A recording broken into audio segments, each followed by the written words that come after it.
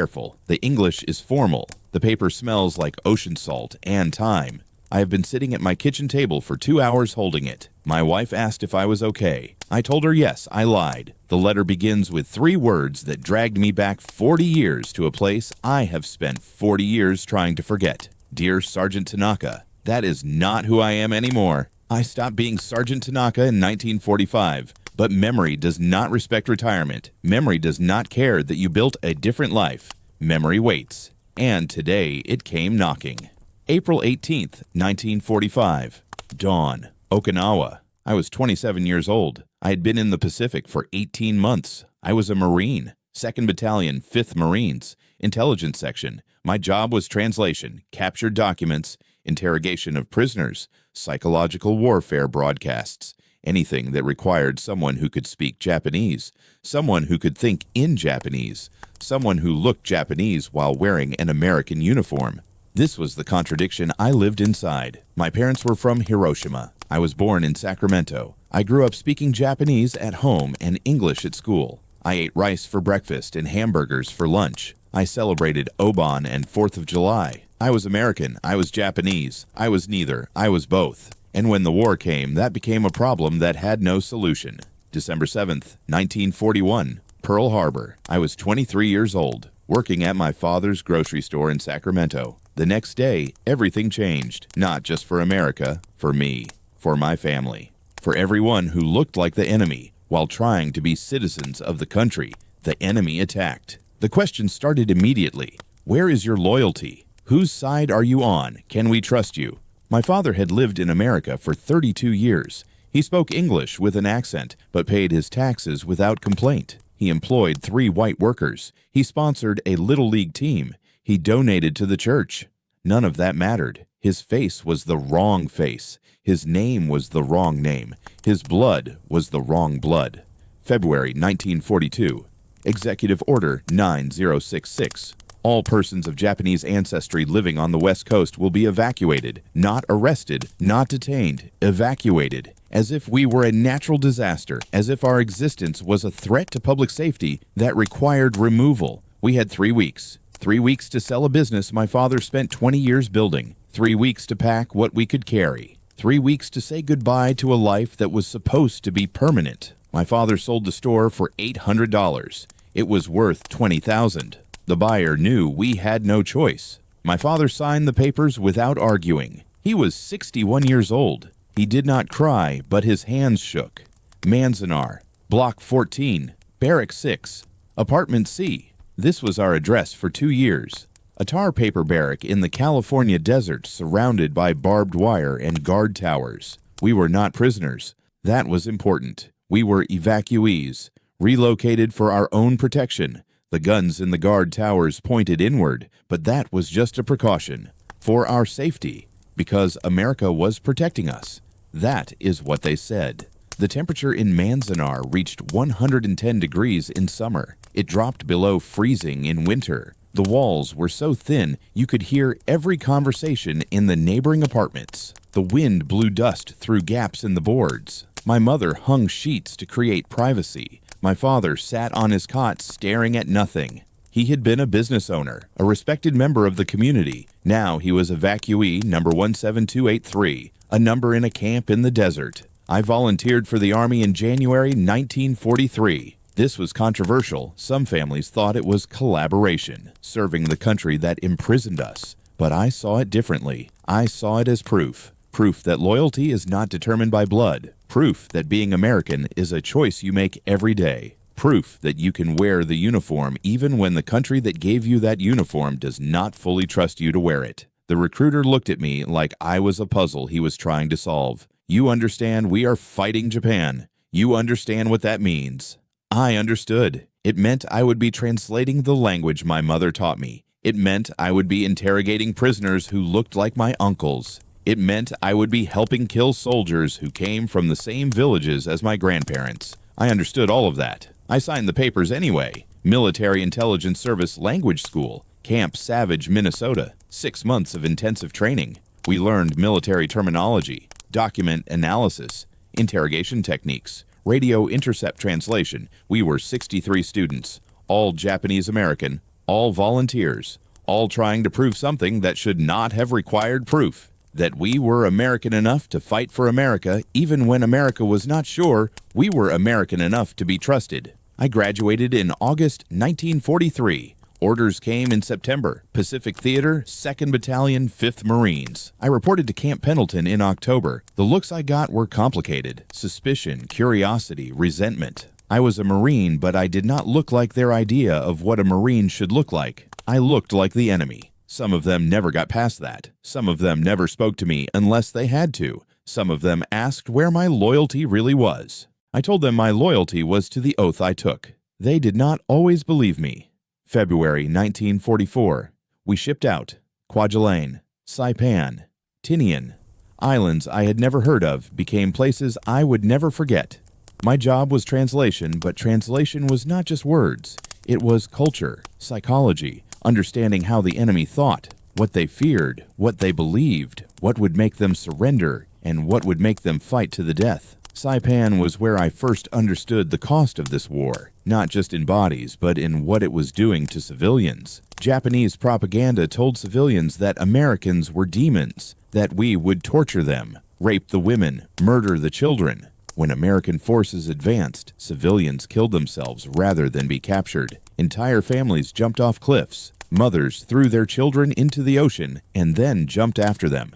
We tried to tell them they would be safe. We used loudspeakers. We dropped leaflets. Most of them did not believe us. They believed the propaganda. They chose death.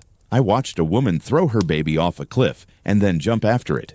I was 200 yards away, too far to stop her, close enough to see her face. She was maybe 25 years old, the same age as my sister. I thought about my sister in Manzanar. I thought about the barbed wire and the guard towers. I thought about what propaganda does, how it turns human beings into enemies, how it makes mothers kill their children because they believe the alternative is worse. That night, I sat in my tent and cried. I had not cried since Manzanar. I had not let myself. Crying meant weakness, and I could not afford weakness. I had to be perfect. I had to prove I was loyal. I had to show that Japanese Americans were trustworthy, that we belonged in the uniform, that we were American enough. But watching that woman jump, watching her baby fall, that broke something in me that I did not know how to fix. April 1st, 1945. We landed on Okinawa. This was different from the other islands. Okinawa was Japanese home territory. The civilians spoke a dialect I could barely understand. They had been told for months that Americans were coming to exterminate them. The propaganda was worse here, more desperate, more effective. The fighting was brutal. Japanese forces used every cave, every tomb, every building. The island was a fortress. We advanced yard by yard, house by house, tomb by tomb.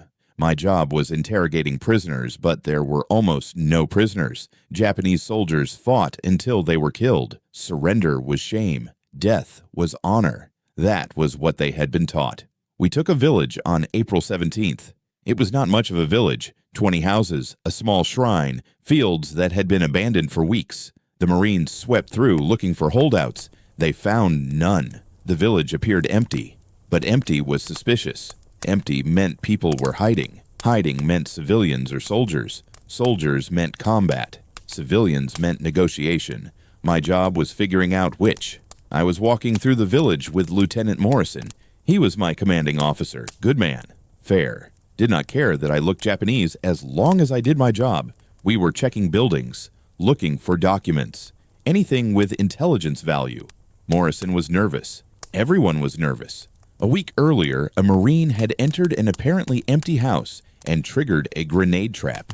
He lost both legs. After that, we treated every building like it was booby-trapped. We approached a house on the eastern edge of the village. Stone foundation, tile roof, traditional construction. The door was open. That was strange. In combat zones, civilians barricaded themselves inside. Open doors meant someone left in a hurry, or someone wanted us to enter. Morrison signaled me to wait. He checked for tripwires, nothing visible. He nodded. We went inside. The house was empty, furniture overturned, rice bowls on the floor. A child's sandal lying in the doorway. People had been here recently. Very recently. Morrison pointed to the back of the house. There was a storage area. A root cellar, maybe. The entrance was a wooden panel built into the floor. It was closed, but there were scratch marks around the edges. Fresh scratch marks. Morrison called for backup. 2 more Marines arrived. We surrounded the cellar entrance. Morrison had his rifle ready. I had my sidearm drawn. The protocol was clear. Announce ourselves. Demand surrender.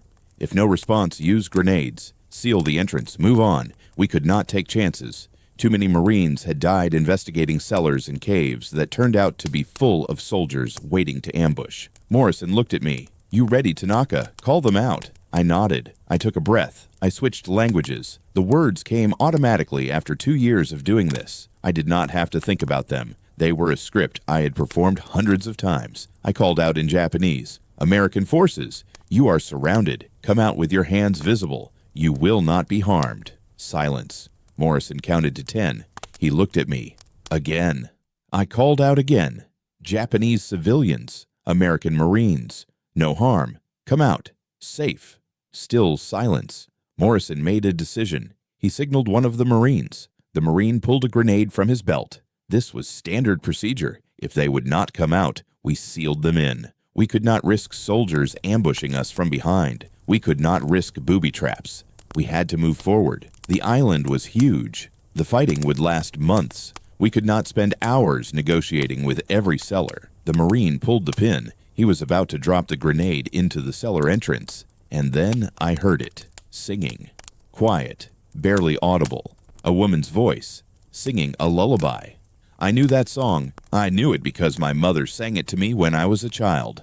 I knew it because I heard it in Manzanar when mothers sang their children to sleep in barracks that were too hot in summer and too cold in winter. I knew it because it was Japanese, not military Japanese, not propaganda Japanese. The Japanese of mothers and children and homes and families. I grabbed Morrison's arm. Wait, he looked at me. What? There is someone singing. A woman. A lullaby.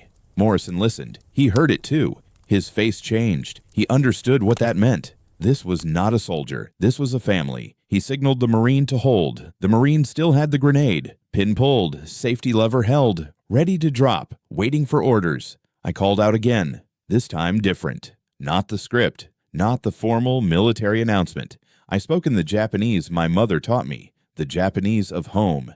Do not be afraid. I am not your enemy. My name is Tanaka. My family is from Hiroshima. My mother sings that song. I know you are frightened. I know what you have been told about Americans. It is not true. We will not hurt you. Please, come out. Let us help you. The singing stopped. There was a long silence. Then voices. Multiple voices. Arguing. Panicked. A man shouting. A woman crying. Children asking questions. I could not make out the words, but I understood the tone. Terror. Absolute terror. Morrison looked at me. What are they saying? They are scared. They think we are going to kill them. Are they soldiers? I do not think so. I hear children, multiple voices, families. Morrison made a decision. Tell them they have 5 minutes. If they do not come out, we seal the entrance. We cannot wait longer. I translated. 5 minutes, please. Come out. You will be safe. I promise you will be safe. More arguing. Then a man's voice. Clear. Strong. Speaking directly to me. You are a traitor. You wear their uniform. You speak their language. You help them kill your own people. You are worse than they are. At least they are honest about being demons. You pretend to be Japanese while serving demons. The words hit me like a physical blow. Not because they were wrong, because part of me wondered if they were right. I wore an American uniform. I helped American forces fight Japanese forces. I translated documents that led to Japanese soldiers being killed. I interrogated prisoners. I convinced them to give up information that would be used against their comrades. Was I a traitor? Was I helping demons? Was I pretending to be something I was not? Morrison saw my face. What did he say? He called me a traitor. Morrison put his hand on my shoulder. You are not a traitor. You are a Marine. You took an oath. You are doing your duty. Do not let him get in your head. But it was too late. He was already in my head, because the question he asked was the question I had been asking myself for 3 years. Who was I? Was I American or Japanese? Could I be both? Or was I neither? Was I a man without a country, a translator standing between two worlds and belonging to neither? I took a breath. I pushed the doubt down. I spoke again. I am American. I was born in Sacramento.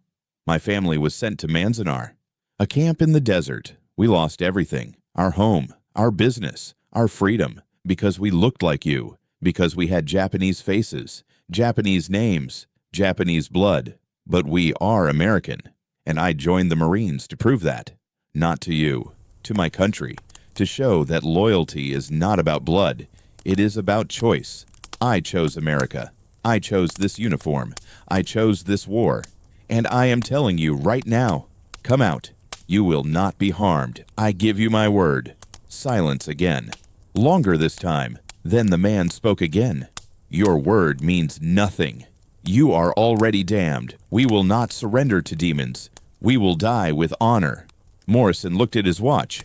Time is up, Tanaka. We need to move. The Marine with the grenade looked at Morrison, waiting for orders. I looked at the cellar entrance. I thought about the woman who jumped off the cliff in Saipan. I thought about the baby falling. I thought about propaganda and fear and how war turns human beings into enemies. I thought about my mother singing that lullaby in Manzanar. I thought about loyalty and oaths and the uniform I wore and the face I was born with. I made a decision that would haunt me for 40 years. Sir, request permission to negotiate. Give me time. I can get them out. Morrison shook his head. We do not have time. We have 200 more buildings to clear. We cannot spend all day on one cellar. Sir, there are children down there. I heard them. If we drop that grenade, we kill children. That is not why I wear this uniform. Morrison looked at me, long and hard. Then he looked at the Marine with the grenade. He made a calculation. Risk versus reward. Time versus lives. Protocol versus humanity. You have until sunset. If they do not come out by then, we seal it. Understood. Understood, sir. Morrison and the other Marines left. The Marine with the grenade carefully reinserted the pin. He placed it back on his belt. He gave me a look I could not quite read. Maybe respect, maybe doubt, maybe both. I was alone, standing over a cellar entrance, talking to people who thought I was a demon, people who were ready to die rather than surrender, people who sounded like my family, who spoke my language, who sang my mother's songs. I sat down on the floor. I was exhausted. I had been fighting for 18 months. I had seen things I would never unsee. I had done things I would never be able to fully justify. I had killed people who looked like my uncles. I had interrogated prisoners who could have been my cousins. I had helped destroy an army that came from the same country as my grandparents. And now I was sitting on the floor of a destroyed house trying to convince a family that I was not their enemy, trying to prove that mercy was possible, trying to save lives in a war that seemed designed to destroy them.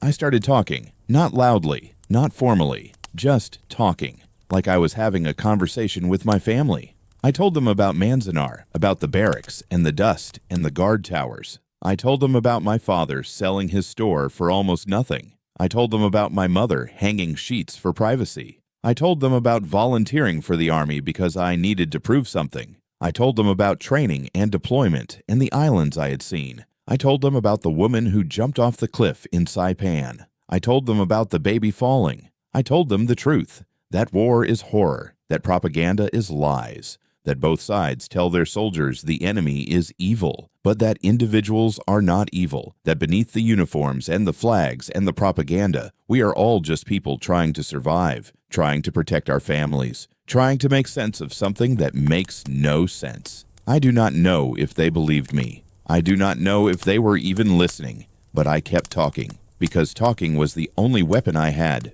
Words were my ammunition. Language was my battlefield. The sun moved across the sky. Hours passed. Sunset was coming. Morrison would come back. The grenade would be dropped. The entrance would be sealed, and everyone inside would die. Not because they were enemies, because they were afraid. I called out one more time. Please, I am begging you. Come out. Not for me. For your children. Whatever you have been told about us, it is not true.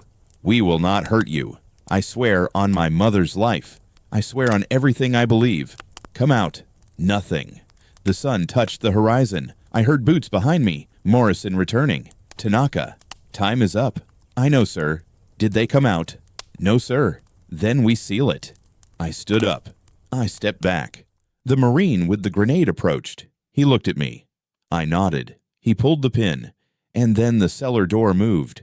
The cellar door moved 3 inches, then stopped. Someone was testing, checking if we would shoot. Morrison froze. The Marine with the grenade held it away from his body. Pin already pulled. Safety lever gripped tight. 4.5 seconds after release, it would detonate. 4.5 seconds to kill everyone below. I raised my hand. Wait. My voice came out as a whisper, but Morrison heard it. He signaled the Marine. Hold position. The 3 of us stood motionless, watching that 3-inch gap in the wooden panel like it was the most important thing in the world, because it was. A hand emerged, small, female, palm facing up, empty. The universal gesture of surrender or pleading.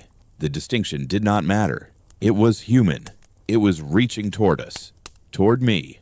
I knelt down, slowly. My knees cracked. 27 years old, and my body already sounded like an old man. 18 months of combat does that. Sleeping on the ground, carrying 60 pounds of equipment, running, fighting, surviving. Your body keeps score even when your mind tries to forget. I spoke toward that open hand. My Japanese came out softer than before, almost gentle, like speaking to a frightened animal or a child. I see your hand. I will not hurt you. I promise. Come up slowly. Let me see your face. The hand withdrew. I heard voices below. Urgent whispers. Someone crying. A child asking questions I could not quite hear. Then the door opened wider. 6 inches. 10. A face appeared in the darkness. Woman. Maybe 30 years old. Maybe younger. War ages people in ways that have nothing to do with time. Her face was streaked with dirt. Her hair tangled. Her eyes moved between me and Morrison and the Marine holding the grenade. She saw the weapon. Her eyes went wide. She started to retreat back into the darkness. No, I said it fast. Urgent. He will not throw it. I promise. Please, come up. All of you. Morrison spoke behind me, his voice low. Careful. How many Tanaka? I do not know yet, sir. Multiple. I hear children. Get them up. Fast. We have other sectors to clear. The woman climbed out of the cellar. She moved like someone who had been cramped in a small space for days. Her legs barely held her weight. She wore a traditional kimono that had once been blue, but was now the color of mud and fear. She stood in the middle of the room, shaking, her hands clasped in front of her chest, not in prayer, in absolute terror. Behind her, another figure emerged. Old man, 70 at least. His face was deeply lined, his back bent. He wore glasses with one lens cracked. He looked at me, and his expression shifted through several emotions in quick succession. Surprise, recognition, disgust. He saw my face. Japanese. Then he saw my uniform. American. Then he understood what that made me. His mouth twisted. After the old man came children, 3 of them. Boy maybe 8 years old. Girl maybe 5. Another girl maybe 3. The youngest clung to the woman's leg. The 5-year-old stared at Morrison with absolute fascination. She had probably never seen a white man in person before, only in propaganda posters that showed Americans as horned demons. Morrison must have looked disappointingly human. The 8-year-old boy was different. He stood straight, his jaw set, his eyes defiant. He looked at me with pure hatred. That look was familiar. I had seen it in mirrors after Pearl Harbor, after Executive Order 9066. After my father sold his store for nothing, that look that says you betrayed us. I counted heads. 5 people. Woman, old man, 3 children. I turned to the cellar entrance. Anyone else down there? The woman shook her head. She tried to speak, but her voice came out as a croak. She had been crying, probably for days. Your throat does that when you cry too much. It stops working properly. She swallowed. Tried again. My husband. He is still below. He will not come up. Why? He says we are all going to die anyway. He says better to die with honor than be tortured by demons. I looked at Morrison. One more. Adult male. He refuses to surrender. Morrison checked his watch. We do not have time for this. Tell him he has 60 seconds. Then we seal it with him inside. I translated. The woman's face crumpled. She dropped to her knees. She started begging. Rapid Japanese. The words tumbled over each other. Please do not kill him. He is a good man. He is just afraid. He lost his brother at Saipan. He was told terrible things about what Americans do to prisoners. Please. He is the father of these children. Please. Her voice broke. She pressed her forehead to the floor, the traditional gesture of absolute supplication. The children started crying. Even the defiant 8-year-old. His face stayed hard, but tears ran down his cheeks. Silent tears. The kind that hurt worse than sobbing. I felt something crack inside my chest. That same feeling from Saipan. When I watched the woman jump. When I saw the baby fall. That feeling that this war was breaking something fundamental in the world. That we were all trapped in a machine that turned human beings into corpses and called it victory. Sir, I need more than 60 seconds. Morrison's face was stone. Tanaka, we have 200 buildings, 600 caves. We cannot spend hours on every holdout. That is not how this works. I know, sir. But if we kill him now, we murder a father in front of his children. That is not why I took the oath. Morrison stared at me. Long enough that I thought he was going to order the grenade thrown anyway. Long enough that the Marine shifted his weight, ready to obey. Long enough that I wondered if I would try to stop him, if I would grab his arm, if I would become the traitor that man in the cellar already thought I was. Then Morrison spoke. His voice was tired. You have until 1400 hours. 2 hours. If he does not come out, we collapse the entrance. He dies. We move on. Understood. Understood, sir. Morrison left. He took the other Marine with him. The one with the grenade. The Marine looked relieved. Holding a live grenade for 5 minutes makes your hand cramp. Makes you think about what happens if you slip. If your fingers loosen. 4.5 seconds. Then nothing.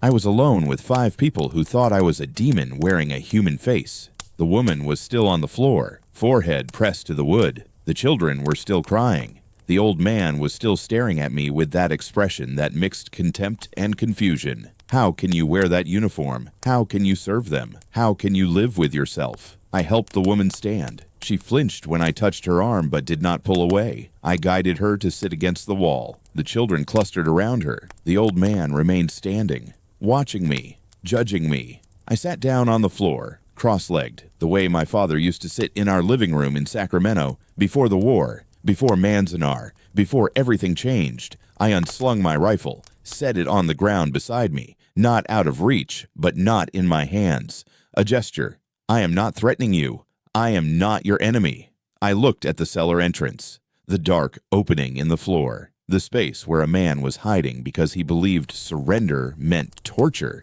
because propaganda had convinced him that death was preferable to capture, because fear is more powerful than reason. I started talking, not loudly, not formally, just talking, to the cellar, to the man I could not see, but who could hear every word. My name is Sergeant David Tanaka. I was born in Sacramento, California, on March 14th, 1917. My parents owned a grocery store on J Street. My father's name was Hiroshi. My mother's name was Keiko. They came from Hiroshima in 1908. They were married in San Francisco in 1914. I have one sister. Her name is Michiko. She is 23 years old. She wanted to be a teacher. I paused. The children had stopped crying. They were listening. Even the defiant 8-year-old.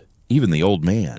The woman was staring at me with an expression I could not read. Confusion, maybe, or hope, or the beginning of understanding that I was not what she expected. On December 7th, 1941, Japan attacked Pearl Harbor. I was working in my father's store. A customer came in. He told us what happened. He told us we should leave. He said people were angry. He said it was not safe for us anymore. My father did not believe him. My father said we are American citizens. We have rights. We have nothing to fear. My throat tightened. I had not told this story out loud before. Not to anyone. Not even to the other Nisei soldiers in my unit.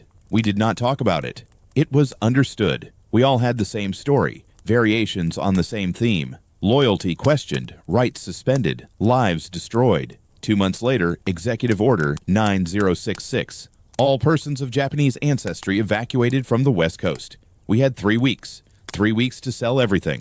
3 weeks to pack. 3 weeks to become refugees in our own country. My father sold his store for $800. 20 years of work. Gone. The buyer knew we had no choice. My father signed the papers. His hands shook.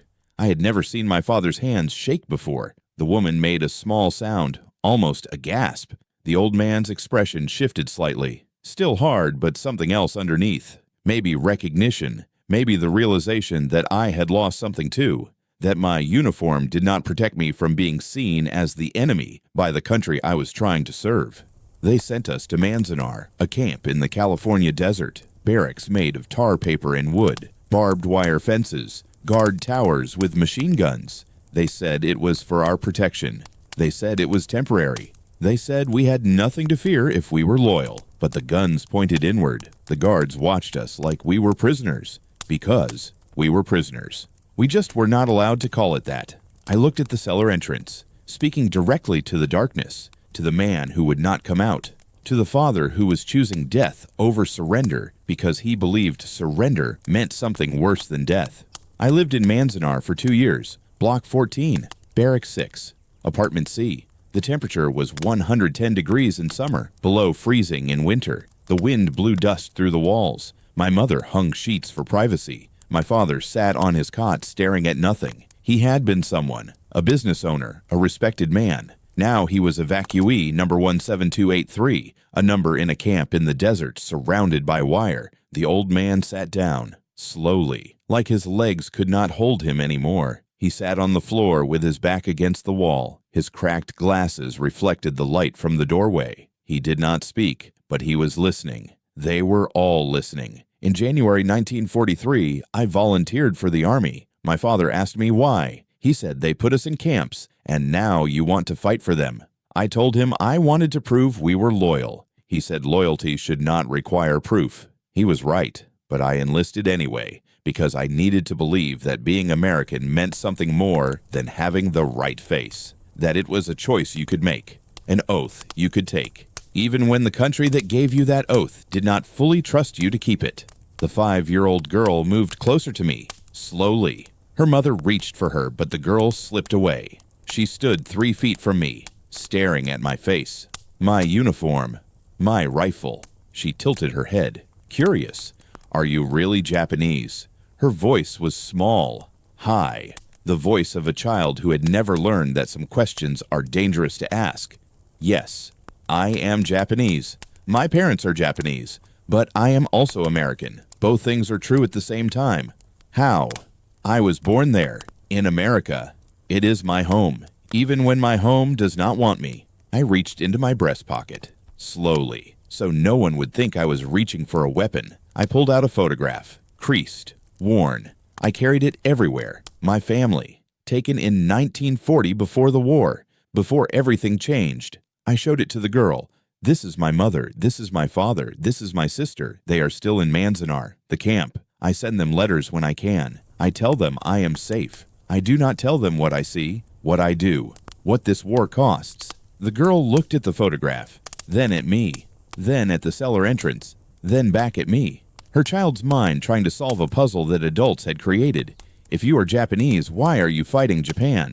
If you are American, why were you in a camp? The contradictions were too large for her small understanding of how the world should work. Because war makes people do terrible things. It makes us see enemies everywhere. It makes us forget that the people we are fighting are people, with families, with children, with mothers who sing lullabies. Your mother sings Komoriuta. My mother sang the same song, in Manzanar, in the camp, when she thought no one was listening, when she missed our home, when she missed the life we lost. The woman's breath caught. She understood now, understood how I knew the song, understood what it meant that I recognized it, understood that I was not entirely the enemy, that some part of me was still Japanese enough to remember, to recognize, to understand what she was losing. I looked at the cellar entrance again, speaking to the darkness, to the father who would not emerge, to the man who had been told that Americans were demons. Your wife is safe. Your children are safe. I have given them water. I have not harmed them. I will not harm them. But I cannot protect your children if you will not let me. I cannot prove I am telling the truth if you will not come up and see for yourself. You think I am a traitor. You think I serve demons. Maybe you are right. I do not know anymore, but I know this. Your children are crying. They need their father. They need you to be brave enough to trust me.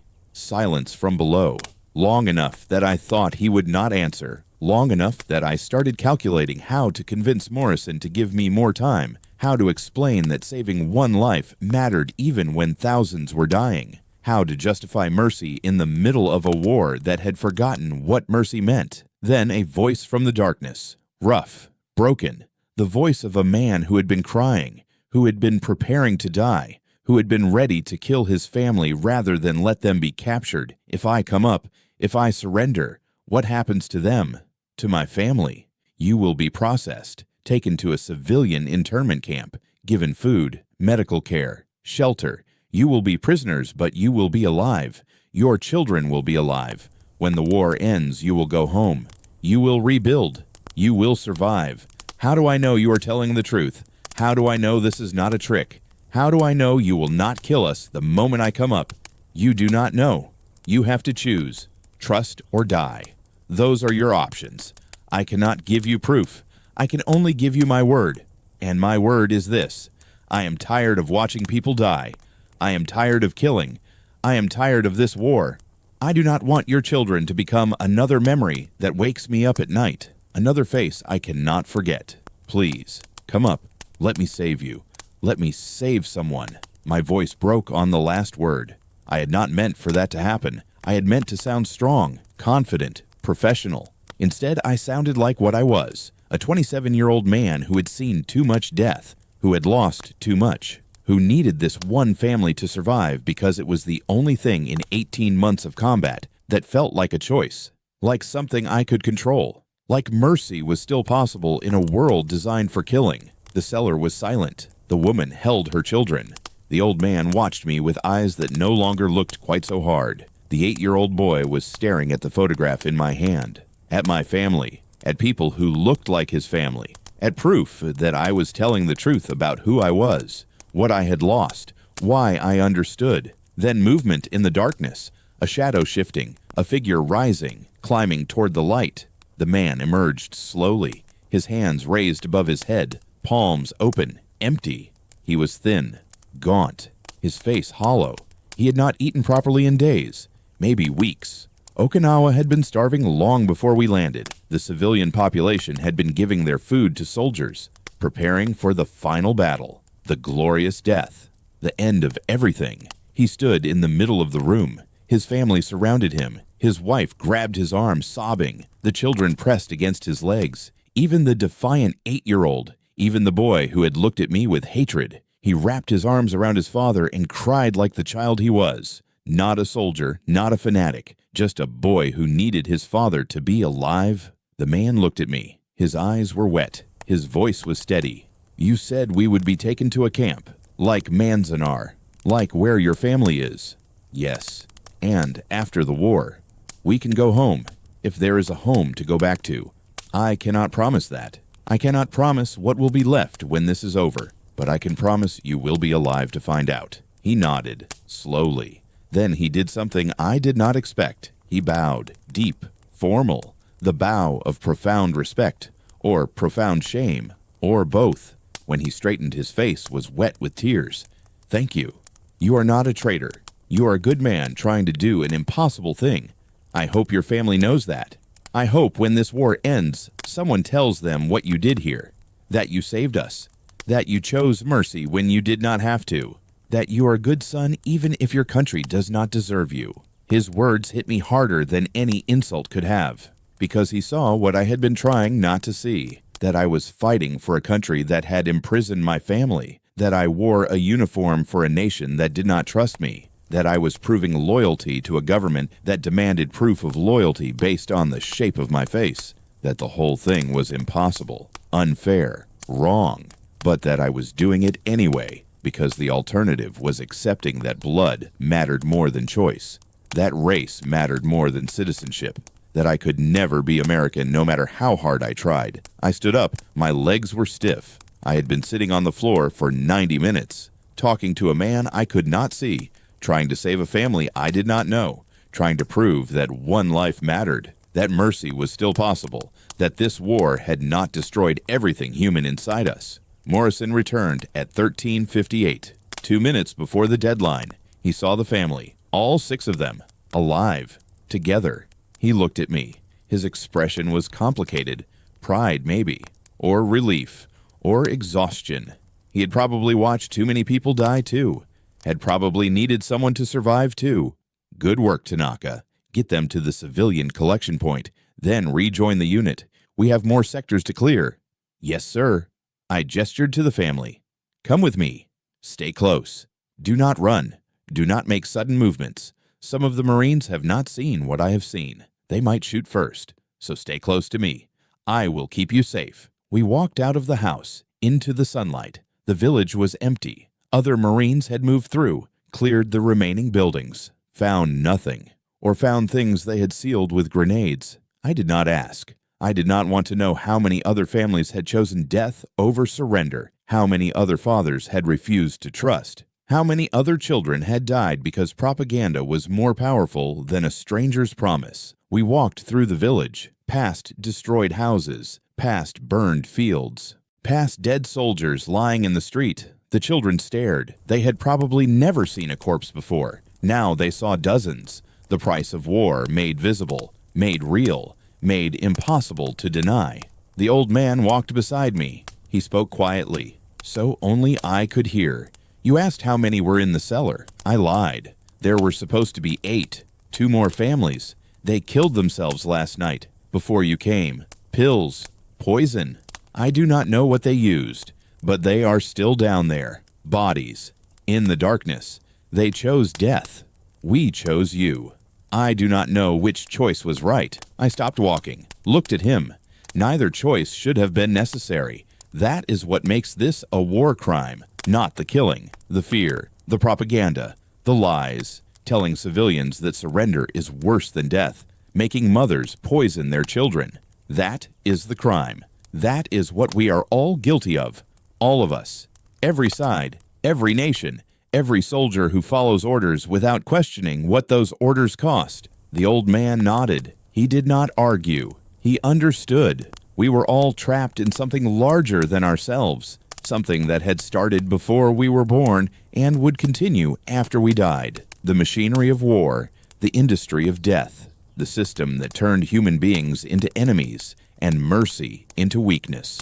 We reached the civilian collection point, a field on the edge of the village, guarded by Marines, already holding maybe 200 people, women, children, old men, the survivors, the ones who had been brave enough to trust, or desperate enough to risk surrender, or lucky enough to be found by someone like me, someone who still remembered that the enemy had faces, names, families, songs their mothers sang. I handed the family over to the processing officer. He took their names, assigned them numbers, told them where to sit, where to wait, what would happen next. They would be moved to a larger camp, given food, medical care, shelter.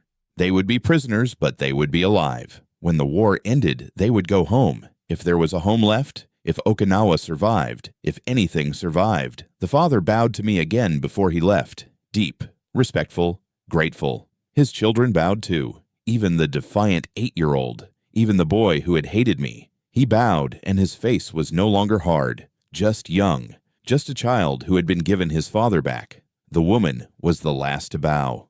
She held my hand for a moment, squeezed it. Her palm was rough, calloused, the hand of someone who had worked hard her whole life.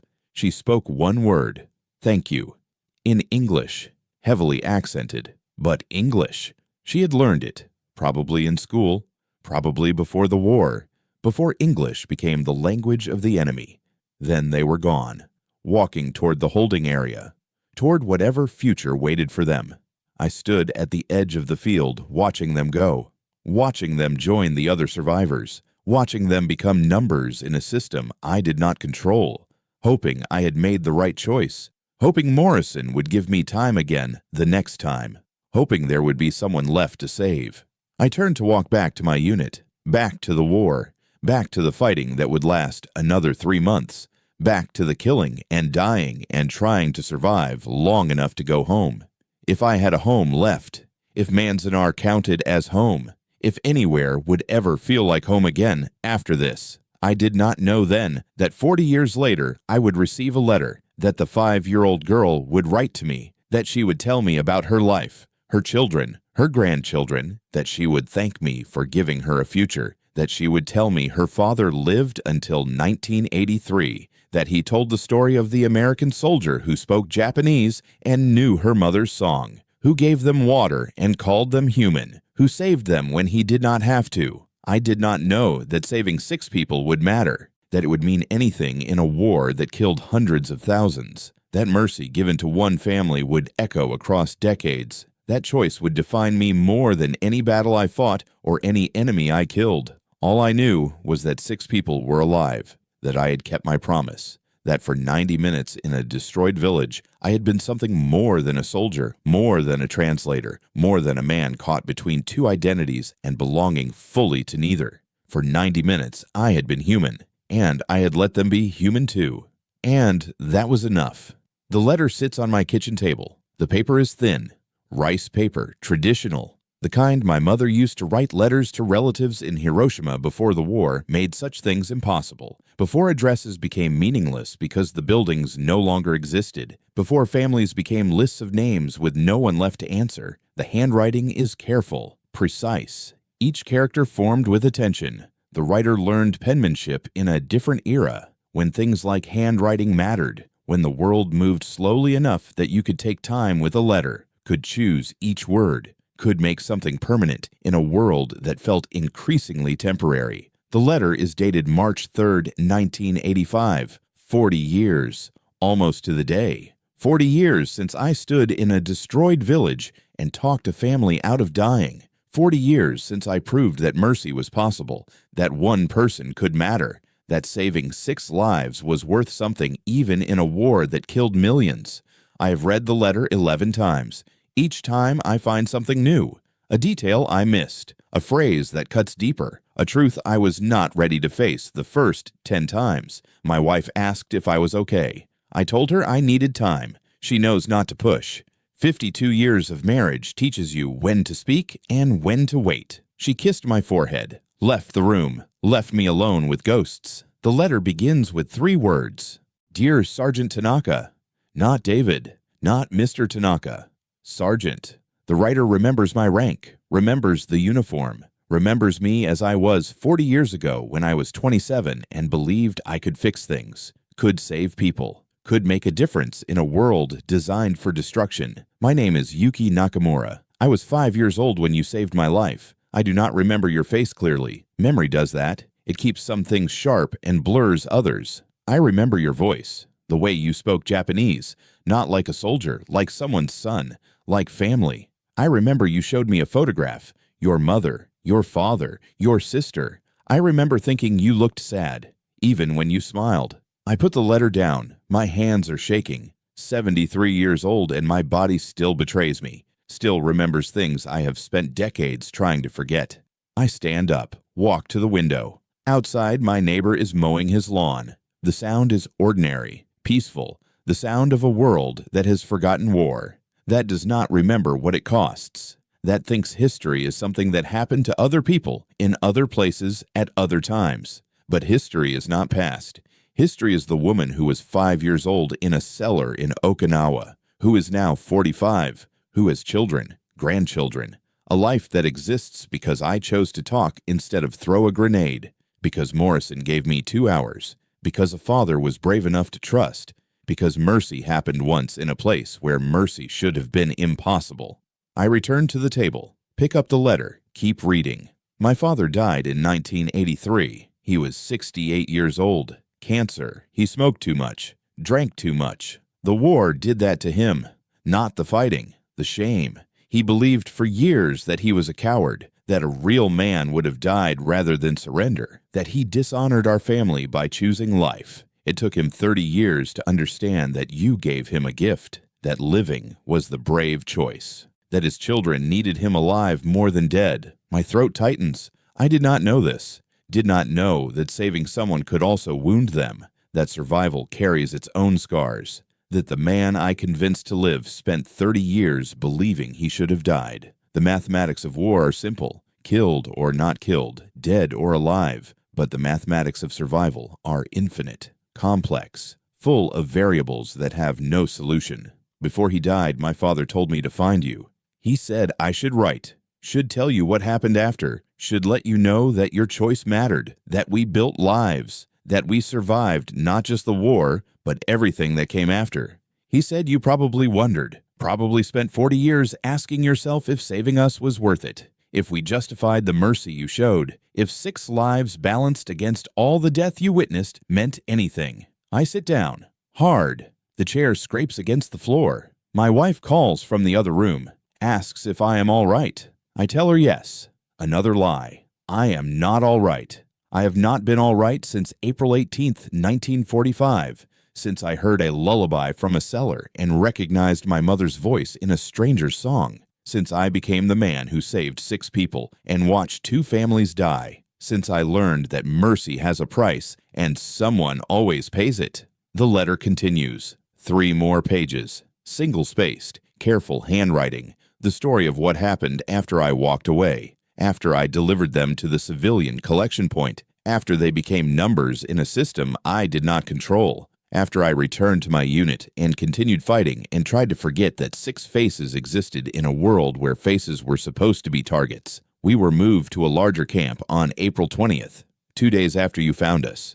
The camp held 3,000 civilians, maybe more, families separated from their homes, from their lives, from everything they knew. The Americans gave us food, rice, canned vegetables, powdered milk, things we had not seen in months. My youngest sister did not recognize milk. She was 3 years old. She had been drinking water and thin soup for so long that milk seemed like a luxury from a dream. The conditions were crowded. Tents stretched across a muddy field, latrines dug in rows, water brought in trucks. But we were alive. That was the miracle you do not understand until later. We were alive. My mother cried every night for a week, not from sadness, from relief, from the impossible weight of being alive when she had been certain we would all die, when she had prepared herself to lose everything and instead lost nothing except her home. My brother asked about you, the 8-year-old, the one who hated you.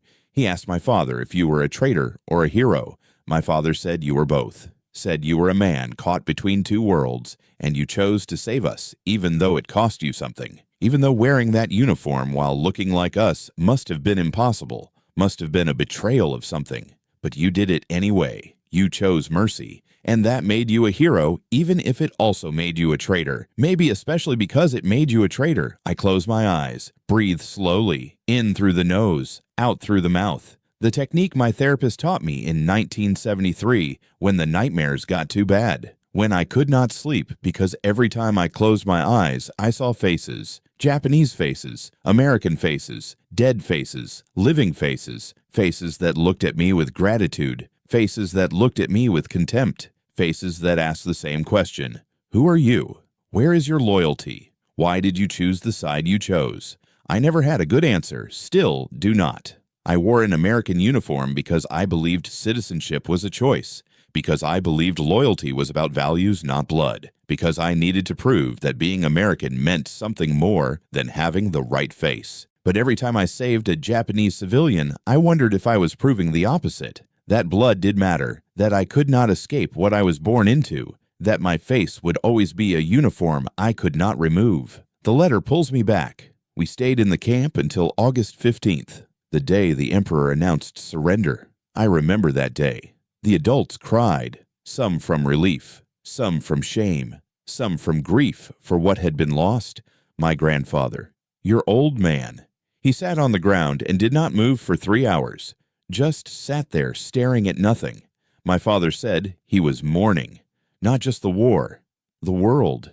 Everything he believed, everything he thought was true, it had all been lies. The propaganda, the promises, the certainty that Japan would never surrender, that victory was destiny, that death was honor, all lies, and he had believed them, had been ready to die for them, had almost killed his family for them. After the surrender, we were allowed to return home, or what was left of home. Our village was destroyed, not by fighting, by our own soldiers. They burned everything before they retreated, scorched earth, leave nothing for the enemy. We returned to ash, to foundations where houses used to be, to fields burned black, to a shrine reduced to charred beams and broken stone. We rebuilt. My father worked construction. My mother took in sewing. My grandfather refused to help. He sat in the temporary shelter we built from salvaged wood and corrugated metal. He sat and stared and slowly disappeared. Not physically, mentally. He stopped talking, stopped eating unless forced, stopped participating in life. He died in 1947, 2 years after the war ended, but really, he died in 1945, in a cellar, when he chose to live. Some part of him never forgave himself for that choice, never accepted that survival was worth the cost. I stand again, walk to the kitchen, pour water. My hands are still shaking. Water spills on the counter. I wipe it with a towel. Return to the table. Return to the letter. Return to the story of what happened to the 6 people I saved. The story I never knew. The aftermath of mercy. My brother, the 8-year-old who hated you.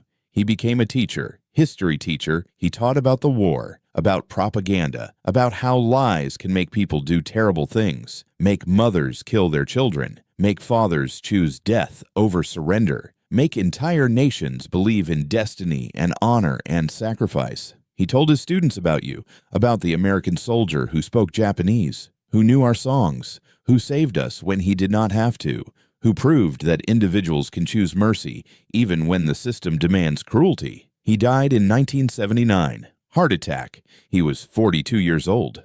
Too young. But the war takes people in slow motion sometimes, takes decades to finish killing them. He smoked, drank, worked too hard, carried too much shame, the shame of being saved by the enemy, the shame of surviving when others died, the shame of being Japanese but being alive because an American chose to spare him. That shame ate him from inside, year by year, until his heart gave out. My youngest sister, the 3-year-old who did not know what milk was. She married an American soldier, met him in 1958 during the occupation, fell in love, moved to California, had 3 children. She lives in San Diego now. Her children are half Japanese, half American. They do not speak Japanese. They do not know the songs. They are American in every way that matters. Your way, the way you tried to be, the way you fought for, the way you proved was possible even when your own country doubted you. She named her oldest son David. After you. She never met you, never knew your first name. But my father told her about Sergeant David Tanaka, the man who spoke our language, who knew our songs, who gave us water and called us human, who saved us. She named her son after you. A Japanese-American boy in California, born in 1961, 16 years after you saved his grandmother's life. Your legacy walking around in a world you made possible. I have to stop reading, have to stand, have to walk, have to breathe. My wife finds me in the hallway, sees my face, takes my hand, asks what the letter says. I cannot answer, cannot speak. She leads me to the couch, sits with me, holds my hand, waits. She is good at waiting. 52 years of marriage to a man with ghosts teaches you patience. After 10 minutes, I can speak. I tell her about the letter, about Yuki Nakamura, about the family I saved 40 years ago, about the lives they built, the children they raised, the legacy of one choice made in a destroyed village in Okinawa when mercy should have been impossible, but happened anyway, because a lieutenant gave me 2 hours and a father was brave enough to trust, and I was desperate enough to believe that saving someone mattered. My wife cries. She has heard stories before, pieces of my war, fragments I could share without falling apart. But this is different. This is proof that it mattered, that I was not just a translator, not just a soldier, not just a man caught between 2 identities. I was someone who changed the course of lives, who created futures, who made possible things that would not have existed without that choice. She asks if I will write back. I do not know. What would I say? What words could possibly answer 40 years of questions? How do you thank someone for telling you that your life mattered, that your choice had consequences beyond the immediate moment, that mercy echoes across decades, that saving 6 people created children and grandchildren and lives that would not exist without you? I return to the letter. One more page. The final page. The reason she wrote. The reason she found me. The reason this letter exists. Sergeant Tanaka. I am 45 years old. I have 2 daughters, ages 20 and 17. I have been married for 23 years. I am a nurse. I work in a hospital in Naha. I deliver babies. I help people heal. I chose this profession because of you, because you showed me that mercy is possible, that individuals can choose to save instead of destroy, that even in war there are people who remember that the enemy is human. My daughters ask about the war. They learn about it in school, about Okinawa, about the fighting, about the deaths. I tell them about you, about the American soldier who saved their grandmother, who gave them a future, who made possible everything they have, their lives, their education, their freedom. All of it exists because you chose to talk instead of throw a grenade, because you gave us 2 hours, because you believed we were worth saving. They want to meet you, want to thank you, want to see the man who made their lives possible. I told them I do not know if you are alive. 40 years is a long time. War is hard on soldiers. Survival is not guaranteed, even after the shooting stops. But I promised I would try to find you, would write this letter, would send it to every David Tanaka I could find until one of them was you, until I could tell you what you gave us, what your choice meant, what your mercy created. If you are reading this, then I found you. Then you are alive. Then the man who saved me is still in the world. I do not know what to say beyond thank you. Thank you for seeing us as human. Thank you for speaking our language. Thank you for knowing our songs. Thank you for giving my father time. Thank you for saving my family. Thank you for making possible my life, my daughter's lives, my grandchildren who will come someday. All of it traces back to you, to one choice, to 2 hours in a destroyed village, to mercy when mercy should have been impossible. My father wanted me to tell you something before he died. He said to find you, to write to you, to say this: you are not a traitor. You never were. You are a bridge.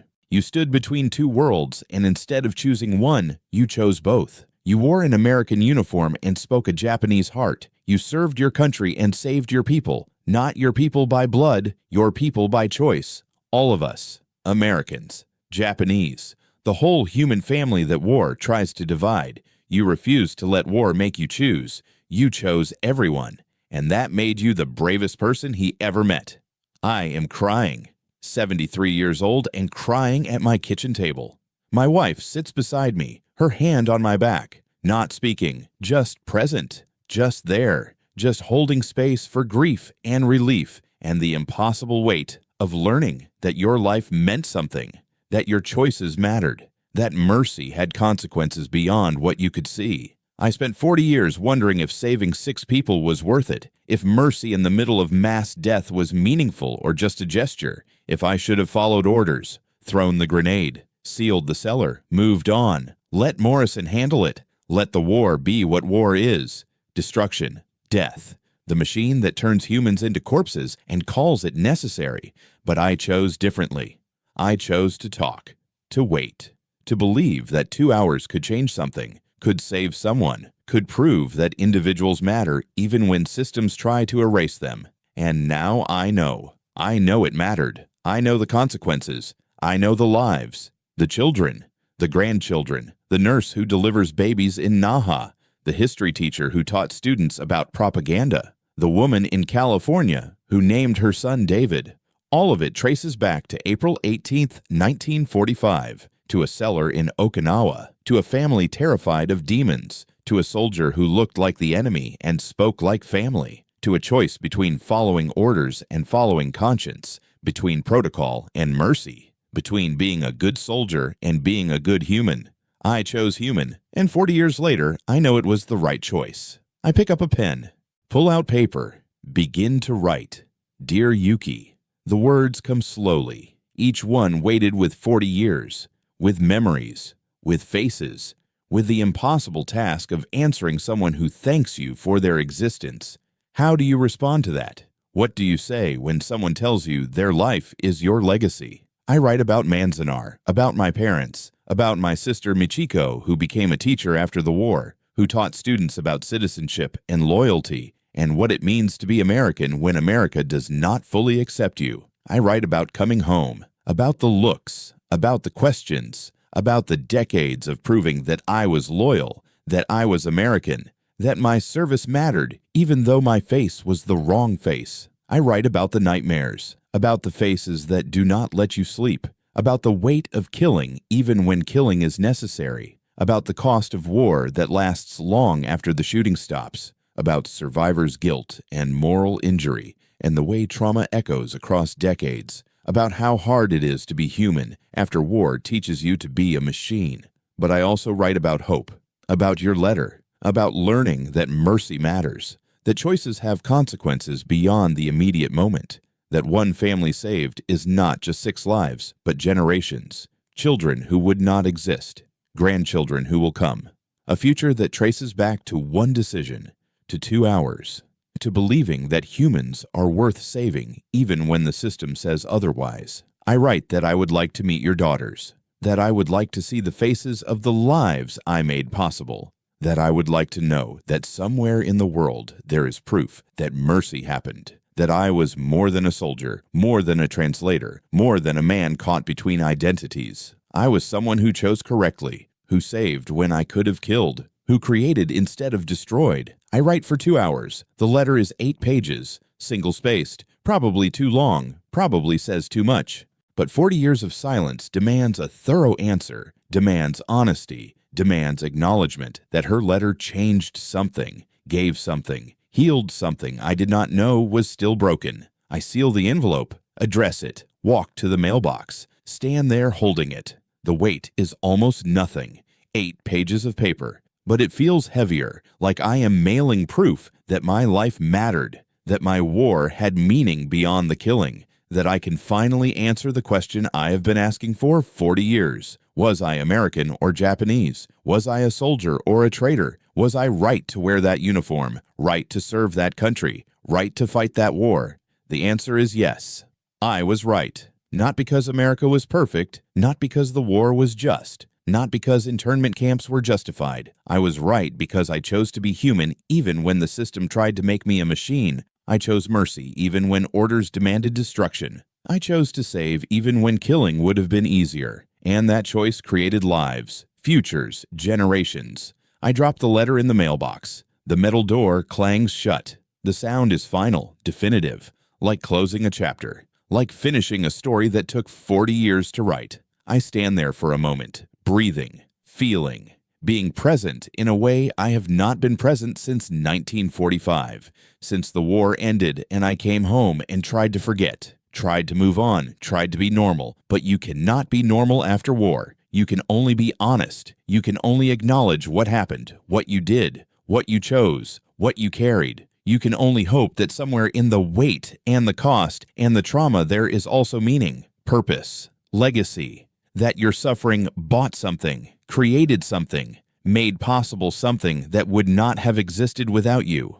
40 years later, I know it did. I know I created lives. I know my choice mattered. I know mercy is possible even in the machine of war. I know that one person can make a difference, can save someone, can change the course of futures. I walk back to my house. My wife is waiting. She asks if I am okay. This time I tell the truth. Yes, I am okay. For the first time in 40 years, I am okay. Because I know now. I know what I gave, what I created, what my war meant. I know that I was right, that I chose correctly, that I am not a traitor, not a machine, not lost between identities. I am a man who saved 6 people, who created generations, who proved that mercy matters, who chose humanity when the world demanded destruction, who stood on a bridge between 2 worlds and refused to burn it, who believed that all of us matter, American, Japanese, human, all of us worth saving, all of us worth mercy, all of us part of the same family that war tries to divide, but individuals can choose to keep whole. That is who I am. That is what I did. That is what my life means. And 40 years later, someone wrote to tell me so, to thank me, to show me the proof, the faces, the children, the futures, the legacy of one choice, of 2 hours, of mercy when mercy should have been impossible. I am Sergeant David Tanaka. I am 73 years old. I teach history at San Jose Community College. I have 2 grandchildren. I am American. I am Japanese. I am both. I am neither. I am a man who saved 6 lives and learned 40 years later that 6 lives is never just 6. It is generations. It is futures. It is proof that individuals matter, that choices echo, that mercy wins. That is my war story. That is what I carry. That is what I learned. And now you know it too.